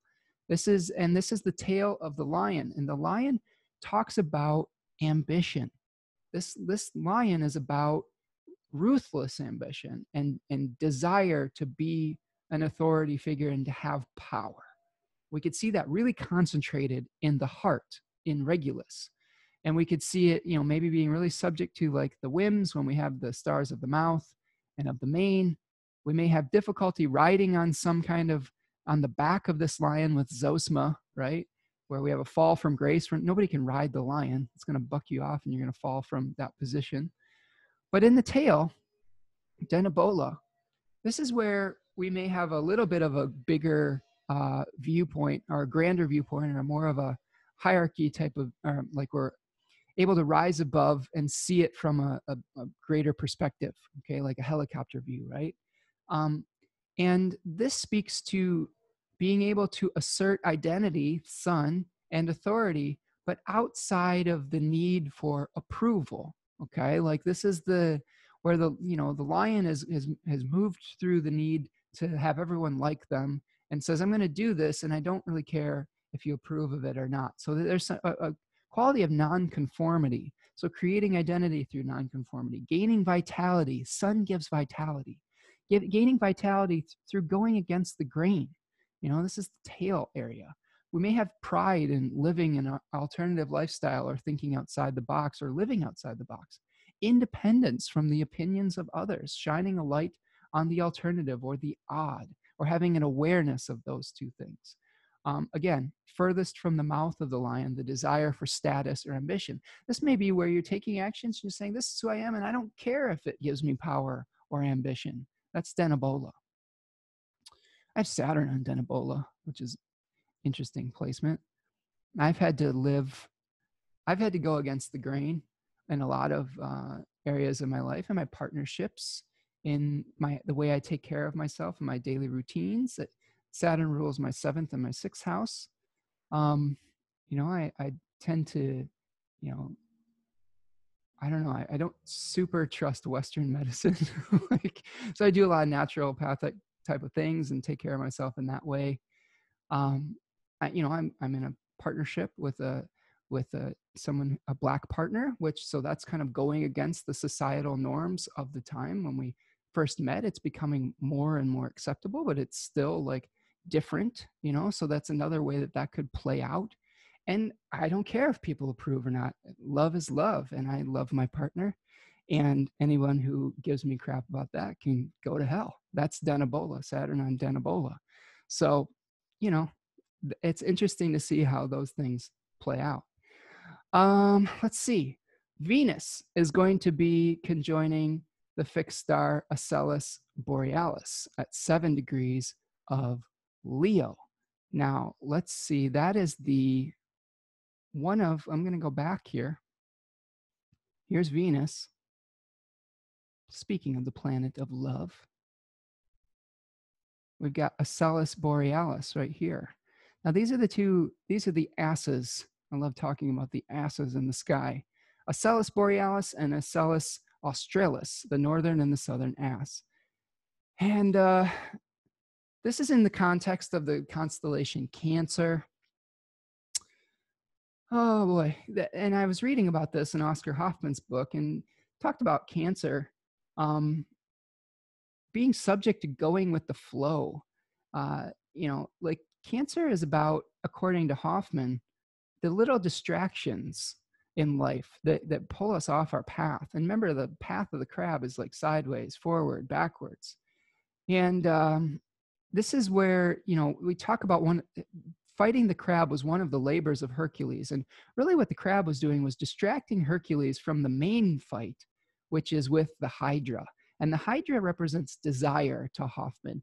And when we cut off one of the heads of desire, another one appears. And this talks about the human journey of detachment. And he talks about that detachment from desire and kind of becoming more humane. Hercules was opposite, like Orion. Orion was about all of the base desires, the hunter that wanted to kill everything. And the journey of Orion through the river Eurydantes is becoming that hero, becoming the more tamed Hercules, where using rational judgment and things of that nature. So detaching from those base desires and becoming more spiritual or more rational. And Cancer, this is some of the distractions. So the little things that pull us off of our path.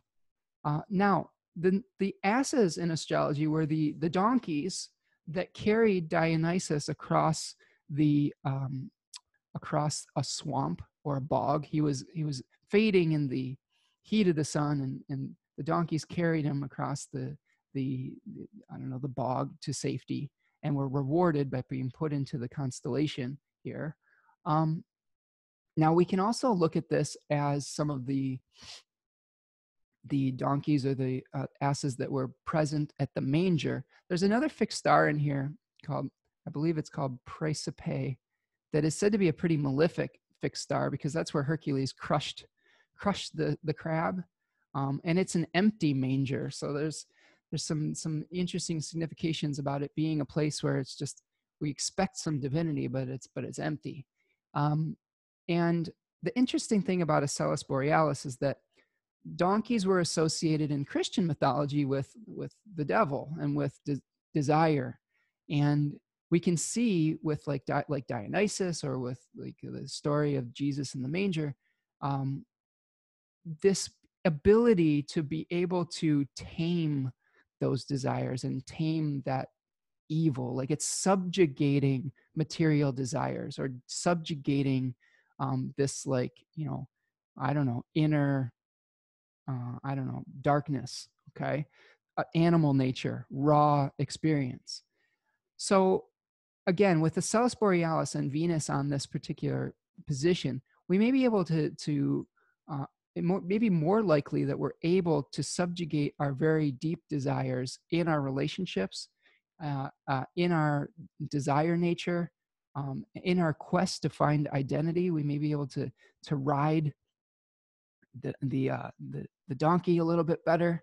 Now this is interesting, because it's going to be also very shortly afterwards conjoining Ocellus Australis, which is a little bit more negative, maybe a little bit more of a wilder one. If you got one donkey that's a little bit more tame, and the other one that's just a real jackass, and maybe it's trying to buck you, you know, and that particular fixed star was associated with like unfair accusations, with difficulties, with natural disasters.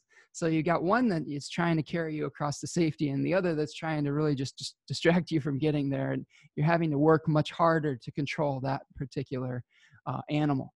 Okay, so that's what we're experiencing with Venus at this particular area of the zodiac. And that is what I've got for this particular week. Looking ahead from the 14th to the 20th, on Monday the 14th, the sun will be making a trine to a retrograde Pluto at 22 degrees of Virgo and Capricorn. Mercury will be conjoining the fixed star Algorab at 13 degrees of Libra. We'll talk about the constellation Corvus next week and its quest to be able to fill the divine cup of Apollo, but failing to do so because of its distraction with some tasty figs. So we'll discuss that. On Tuesday, the 15th, Venus makes a square to retrograde Uranus at 10 degrees of Leo and Taurus, respectively. And Venus will be moving into the second decan of Leo. Talk about the Six of Wands. On Thursday, the 17th, Mercury makes a square to newly direct Jupiter at 17 degrees of Libra and Capricorn. And on that same day, we'll have a trine from the Sun to Saturn retrograde, and a new moon at the same degree, at 25 Virgo. So we have a new moon at 25 Virgo in the third decan, trine Saturn. So we'll see what that brings. But again, remember what I talked about with the third decan of Virgo, really talking about an awareness of the passing of time and what stays and what goes. So that is going to be our new divine assignment next week. And then finally, on Saturday, the 19th of September, Mercury will be moving into the third decan of Libra, and we'll talk about the Four of Swords. All right, I think that's what I've got for this week. I hope that you are all doing well. Thank you so much for those of you who are supporting my work. I've got some tips recently. Thank you so much. It makes me so happy, and I really appreciate you. If you want to support the work that I do and continue to support these podcasts and videos, I do have some donation links, a PayPal me and a Venmo account. That is always appreciated and really helps me to free up my time. What you're doing is buying me time to do this research, and that is a beautiful, beautiful thing. And if you want to share in a non-monetary way, make sure you click subscribe and click share with your friends, and be sure to comment on the posts And yeah, the other way that you can support my work is reaching out and scheduling a reading. I've been doing a lot of readings lately. It's been a lot of fun breaking down these fixed star and decan positions for people in their own particular chart. It's been really enlightening getting to work with these clients, and it's one of the favorite parts of my job. So reach out if you want to set something up at spencermichaudastrology@gmail.com. Okay, I think that's what I've got for you. Be kind to one another. Remember to take your time during this Mars retrograde cycle. Let go and let God. The divine has a plan, and it may feel frustrating that you're not moving forward, but the course correction that you're being given right now is going to let you move forward with freedom once it starts to move forward again in the middle of November. So just hang in there for now and be kind to one another.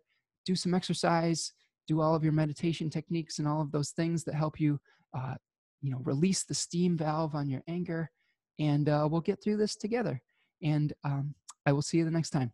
Take care, everyone. Peace.